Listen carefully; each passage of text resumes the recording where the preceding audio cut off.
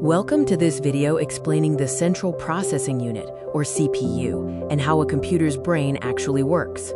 The main topic of this video is defining and understanding the CPU. The Central Processing Unit is the brain of every computer. It executes instructions related to math, logic, and data movement. Every click, keystroke, and pixel is processed here. It performs billions of operations every single second. The CPU sits on the motherboard inside every computer, typically fitting into the CPU socket alongside other components like RAM slots and the chipset. It is plugged into the CPU socket, with its pins lined up to the motherboard to make the necessary connections for operation. Every program is essentially a long list of simple instructions, represented in binary code. The CPU reads these instructions one by one and executes the corresponding operations, such as add, move, compare, or jump. The challenge is that modern software fires instructions at an astonishing rate. With speeds around 3.5 gigahertz and hundreds of programs running at once, how does a single CPU chip manage to handle it all? Let's begin Section 1. Inside the CPU, we will look at the internal components that make this possible. The CPU has four key parts that work together to process every instruction. These are the control unit, the ALU, the registers, and the cache. The control unit acts as the conductor. It fetches each instruction and routes it to the right component. It tells the ALU, registers, and cache what they need to do. The arithmetic logic unit, or ALU, is where all the math and logic operations happen, including addition, subtraction, multiplication, and division. The ALU takes two numbers and an operation, then quickly returns the result. For instance, feeding it 5, 3, and an addition operation gives back 8. The ALU handles every type of math and logic your programs need, from basic arithmetic like addition and multiplication to logical comparisons like checking if A equals B. Registers are tiny, ultra-fast memory built right into the CPU die.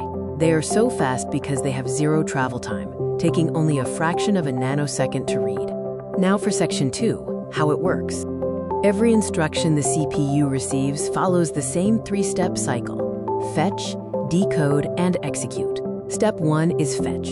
The CPU's control unit grabs the next instruction from RAM and brings it into the CPU. The instruction arrives as raw binary code, a string of ones and zeros, and its meaning is still unknown to the CPU. Step 2 is decode. The control unit translates the raw binary into an actual action the CPU understands, such as ADD R4, R5, and storing the result in R3. This translates to an instruction like, take what's in R4, add what's in R5, and store it in R3. Step 3 is execute. The ALU performs the specified operation using the values from the registers. In this example, 12 plus 7 equals 19, and the result is stored back in register R3. This cycle of fetch, decode, and execute repeats billions of times every second, driving everything your computer does. Next, let's look at clock speed, a key factor in how fast a CPU can perform these cycles. This is Section 3. The clock in a CPU is a quartz crystal that pulses, and every pulse or tick triggers one step in the CPU's cycle. One pulse equals one tick, or one chance to do something. Clock speed is measured in gigahertz, which means billions of ticks per second. A higher GHz means more steps per second, resulting in a faster computer. But clock speed alone doesn't tell the whole story. Two chips with the same speed can perform differently, because factors like cores, cache, and smart designs matter just as much. Let's move on to the next major component, cores. This is Section 4. Early CPUs had just one core, which acted as a single worker doing everything one task at a time. Modern CPUs have multiple cores. Each core is like a mini CPU. A 4-core CPU has 4 workers, allowing 4 tasks to run simultaneously.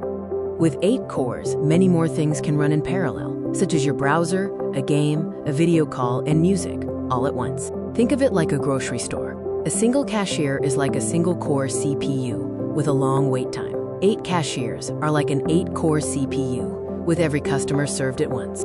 Hyperthreading allows one core to efficiently manage 2 threads, making a 4-core CPU act like it has 8 cores when running concurrent tasks. This optimizes performance without adding physical cores. The next topic is cache. This is the 5th section of the video. The The core problem is the speed mismatch.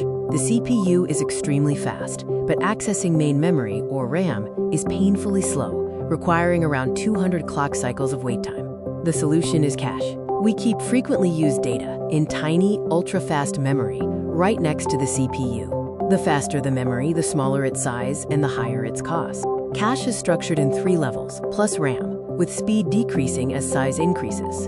L1 is the fastest but smallest, while RAM is the largest but slowest, taking up to 200 cycles. L1 cache is the fastest memory on the chip, located inside each core, offering 0 travel distance. This allows the core to read data in a single clock tick. When the CPU looks for data, if it's found in the cache, it's a hit and retrieval is instant. If it's not found, it's a miss, forcing the CPU to search in slower levels like L2, L3, and eventually RAM. A good analogy is keeping tools. L1 cache is like having tools in your pocket, tiny but instant access. RAM is like keeping them in the garage, huge, but taking a full trip to retrieve anything. Now, let's explore 32-bit versus 64-bit architecture. This is section 6 of the video. Bit width defines how much data the CPU can move and process in a single step. 64 bits can handle twice the data of 32 bits at once. The 64-bit architecture is important because it can address significantly more RAM and handle larger numbers, essential for modern software, unlike 32-bit systems limited to 4 GB of RAM. Our final section, number 7, is about heat. Running billions of operations per second causes CPUs to generate serious heat. While idling, temperatures are low, but under heavy load, they can reach 85 degrees Celsius. Anything above 90 degrees Celsius is the danger zone.